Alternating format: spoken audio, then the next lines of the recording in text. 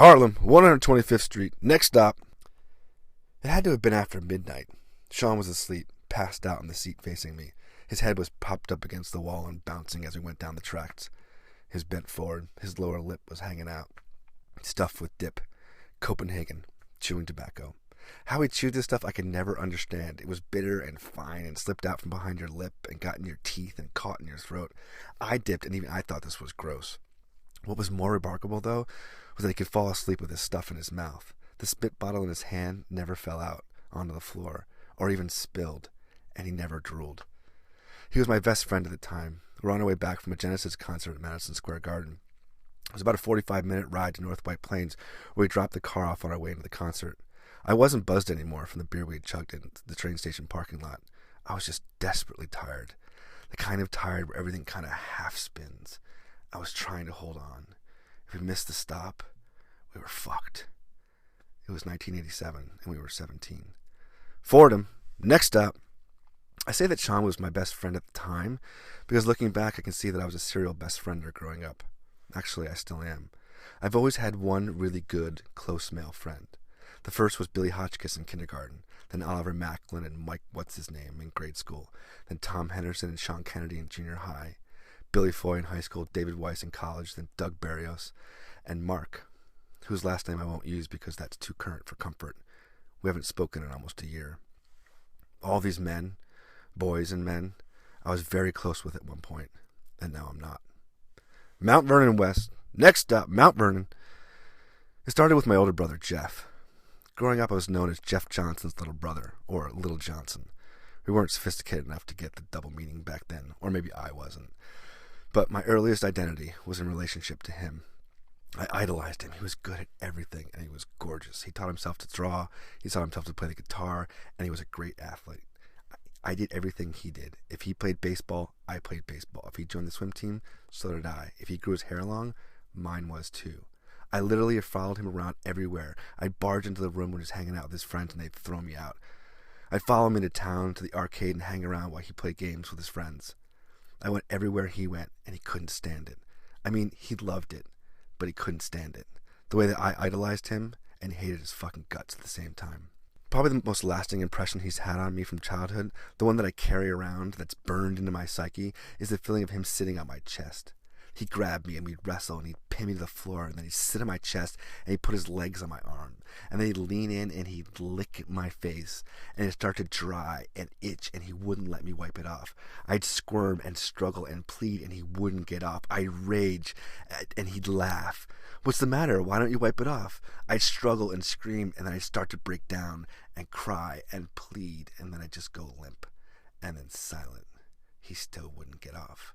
I'd give up. I'd go internal, receding into myself. And he'd get bored. It wasn't fun anymore. And he'd say, "Oh, come on." And he'd wait. And then he'd get up, like I ruined his fun. But I loved him.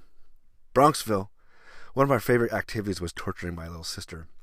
One time he was maybe 10 and I was 8, so she would have been 6. She's in the bathroom peeing, and we barge in, grab the plunger, and stick it to her stomach while she's still sitting on the toilet, which was funny enough, but then we couldn't get it off.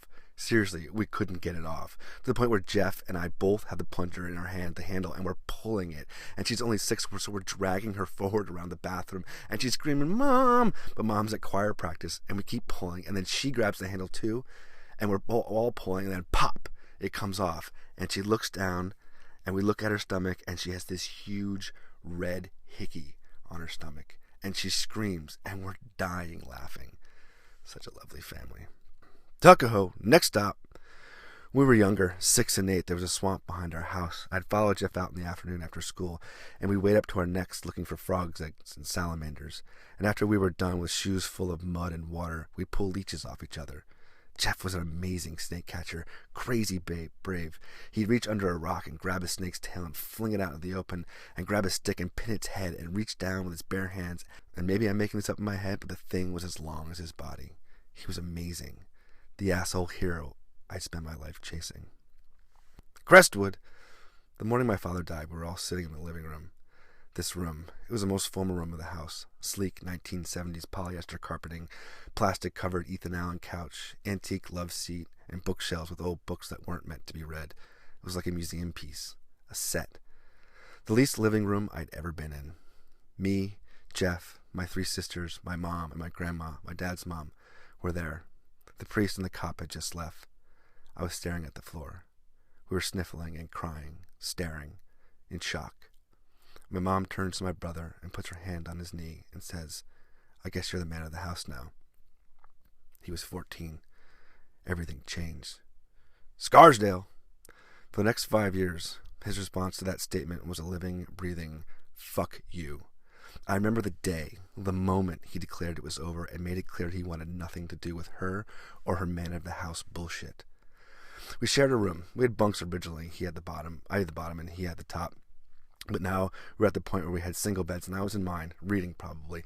And I don't know what he did, but suddenly I hear footsteps running up the stairs, and my mother screaming, "You come back here, young man!" And he bursts through the door, and she's right behind him, chasing him with a wooden spoon in her hand. He ran over to the bed and dove in, and she grabbed him and tried to flip him over and beat his ass. And she raised her arm up, and he brought it down, and he grabbed it. He held her wrist, and she tried to pull away, and she couldn't. He was stronger than her. She struggled to get her hand away from him, and he went for the spoon with his other hand and yanked it out. She pulled back, and he looked her dead in the face and cracked the spoon in half with his bare hands and threw it in her face. Hartsdale. Jeff is gone. No one knows where he is. I'm sitting there watching Sean sleep with his dip lip and the spit can in hand, and Jeff is gone. He's stolen his girlfriend's car and driven away. White Plains. He'd taken a high school class trip to Puerto Rico earlier that year, where he started an affair with his Spanish teacher. It was a huge Catholic school secret scandal. She was fired, and he blamed Mom, and then he left home, and he moved in with her. She eventually left the country looking for work, and he kept living in her apartment until he graduated, and then he disappeared. He stole her car, and there was a nationwide APB out on him. No one knew where he was. North White Plains. Wait, what? North White Plains. Next stop, North White Plains. I'd fallen asleep and we're racing down the track and the conductor was coming down the aisle. Where are we? North White Plains. Oh shit, wait, that was North White Plains? Nope, next stop. Sean, wake up. He was out cold. Sean, wake up. I grabbed his knee. Sean! Nothing. I grabbed my coat and put it on. I grabbed his shoulder and shook him. Sean! He grumbled and pushed my hand away. Sean, this is our stop. Dude, wake up. Sean! The train pulled into the station. Sean! The doors opened. Sean! The bell rang. Brrring! Sean! I dove towards the door and made it out just as they closed. I ran up to the window and slapped my palm against the window as the train was pulling out of the station. Sean! The train started to pull out of the station. John! Wake up!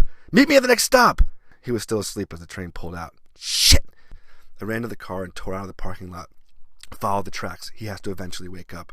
I veered out into the Bronx River Parkway and could see the red lights of the train in the distance, but they were far off and getting further and further away. There was no GPS and no cell phone. Just follow the tracks. At the Kensico Dam, there's a roundabout where we usually go right up Mount Kisco Road, but the train was veering left, so I followed it up the Taconic State Parkway. At Valhalla, the station is right off the road. I pulled over and jumped out. The train was already gone and no one was on the platform. I jumped back in the car and tore up off the parkway. By the time I got to Mount Kisco, the train was nowhere in sight and no one was on the platform. Fuck! At the Sawmill Parkway, the Taconic starts to track west and north away from the tracks. And I knew that Mount Kisco and Chapacua stops were on the Sawmill, so I took it. I also knew that there were other stops before them, but I had no idea where they were. When I pulled into Chapacua, there was no one on the platform, no train in sight. He could be back down the line at Hawthorne, or at Pleasantville, or it could still be on the train. Mount Kisco, Bedford, Katona. How far did this train go? I didn't know anything past Brewster, and that was 45 minutes away. I decided to head north towards home and hope he hadn't gotten out yet. What's the worst that could happen? I could never see him again.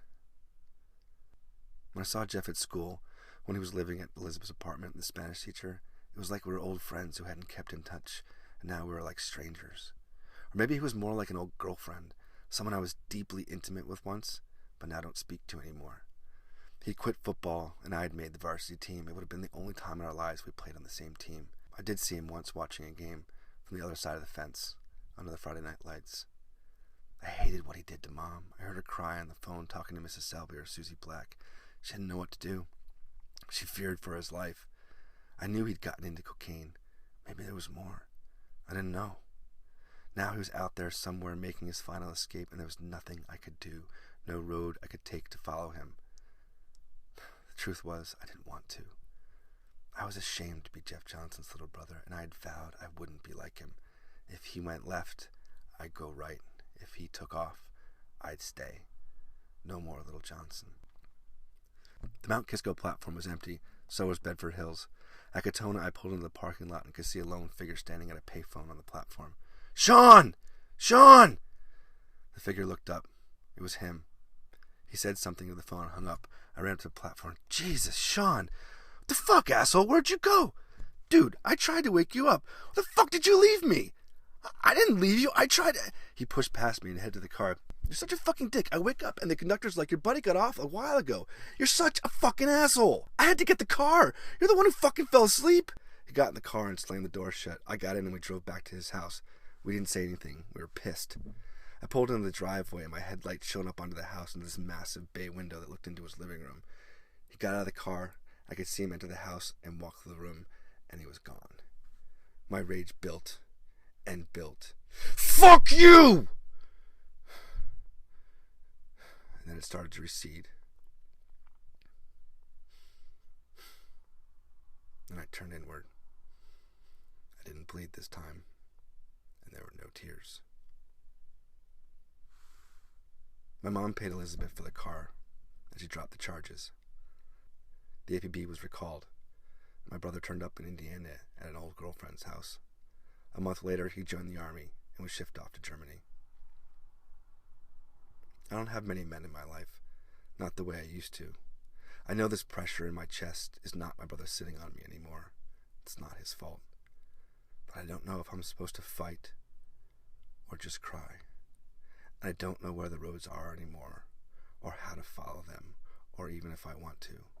So I'm here, missing my father, and Jeff, and Billy, and Oliver, and Tom, and Sean, and Dave,